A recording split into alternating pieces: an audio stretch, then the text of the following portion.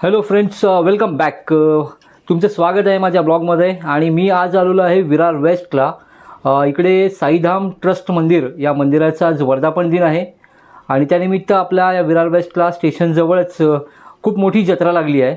ती जत्रा मित्रांनी जत्रा दाखवायलाच मी इकडे आलेलो आहे. चला तर मग आपण जत्रा बघूया. ही पहा, खूप मोठी जत्रा आहे इकडे आणि खूप गर्दी आहे स्टेशनला.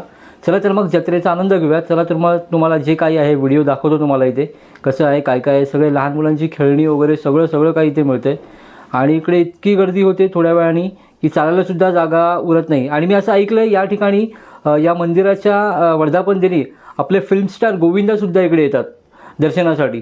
चला तर आपण बघायला सुरुवात करूया जत्रेला. तर ही पहा, लहान मुलांची बरीच खेळणी आहेत, छोट्या छोट्या कार आहेत. त्या कारची किंमत काहीतरी 30 रुपये काहीतरी सांगितली होती मला त्यांनी. पण मी काय घेतली नाही, मी जस्ट जत्रा फिरायला गेलो होतो. इथे ही नावं वगैरे बनवून मिळतात. हे बघा, हे बनवून देतात आपल्याला नावं वगैरे सगळी जी काय असेल ते. त्याच्यानंतर हे स्टॅच्यू आहे तिथे, बरेच महाराजांचे पण स्टॅच्यू आहे तिथे, बऱ्याच महापुरुषांचे स्टॅच्यू इथे आहेत किंवा फुलदाणे वगैरे बरेच आहे तिथे. अशा प्रकारची आहे जत्रा. ही बघा, ही सगळी खेळणी आहे तिकडे लहान मुलांची. मोस्टली लहान मुलांचीच खेळणी असतात जत्रेमध्ये. त्याचप्रमाणे इथे आहे, गाड्या आहेत आणि बरंच काय काय आहे इथे. आणि बरीच लहान मुलंसुद्धा इथे हट्टी करत होती, मी पाहिलं. ह्या कार या नवीन आल्या, त्या कार या थार वगैरे.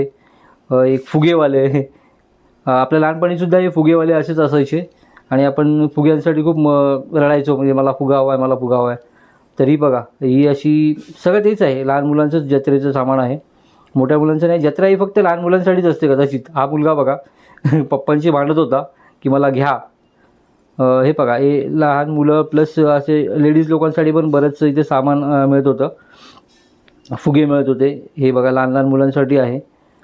तर इथून आपण पुढे गेलो तर हे किचन्स वगैरे आहेत, हे विकतात इथे. या बांगड्या वगैरे आहेत. हे बघा, हे बऱ्याच काही गोष्टी आहेत इथे बघण्यासारख्या. घ्यायला तर नको, पण बघण्यासाठी तर बरेच काही आहे. तर पुन्हा आपण स्टॅच्यूजवळ आलो आहे. हे बघा स्टॅच्यू. याच्यानंतर पुढे महाराजांचा पण मोठा स्टॅच्यू होता यांच्याकडे, त्याचा पण थोडासा मी शूट केलं आहे. त्याच्यानंतर बघा, मी पुढे एक प्रॉपर महाराजांचा शूट केलेला स्टॅच्यू आहे तिथे. आता तुम्हाला लगेच दिसेल तो.